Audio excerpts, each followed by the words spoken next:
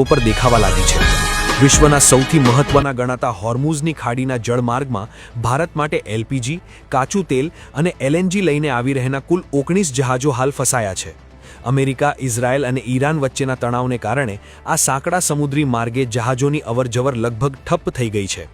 બંદર અને પોચ પરિવહન મંત્રાલયના વિશેષ સચિવ રાજેશ કુમાર સિન્હાના જણાવ્યા અનુસાર ફસાયેલા જહાજોમાં 10 વિદેશી ધ્વજ ધરાવતા જહાજો છે, જેમાં 3 એલપીજી, 4 ક્રૂડ ઓઇલ અને 3 એલએનજી ટેન્કરોનો સમાવેશ થાય છે।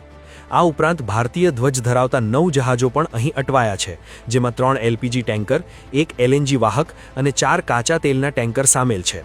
હાલમાં એક ખાલી ટેન્કરમાં એલપીજી ભરવાની કામગીરી પણ ચાલી રહી છે। જો કે આ સંકટ વચ્ચે કેટલાક રાહતના સમાચાર પણ છે।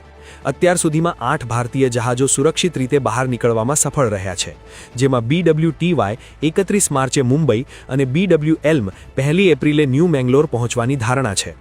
મંત્રાલયના મતે આ ક્ષેત્રમાં કુલ 18 ભારતીય જહાજો પર 485 ભારતીય નાવિકો સવાર છે અને તમામ સુરક્ષિત છે। છેલ્લા 72 કલાકથી સ્થિતિ સ્થિર છે અને કોઈ અનિચ્છનીય ઘટના બની નથી। ઈરાને બિનશત્રુ દેશોના જહાજોને પસાર થવાની છૂટ આપી છે, પરંતુ ભારતની પ્રથમ પ્રાથમિકતા અત્યારે ફસાયેલા તમામ ભારતીય જહાજો અને નાવિકોને સુરક્ષિત બહાર લાવવાની છે। ભારત પશ્ચિમ એશિયાની બદલાતી સ્થિતિ પર બારીકાઈથી નજર રાખી રહ્યું છે। ઈરાન યુદ્ધને કારણે ખાડી દેશોમાંથી થતો ઊર્જા સપ્લાય ખોરવાતા ભારત જ નહીં પણ સમગ્ર વિશ્વના તેલ અને ગેસના બજાર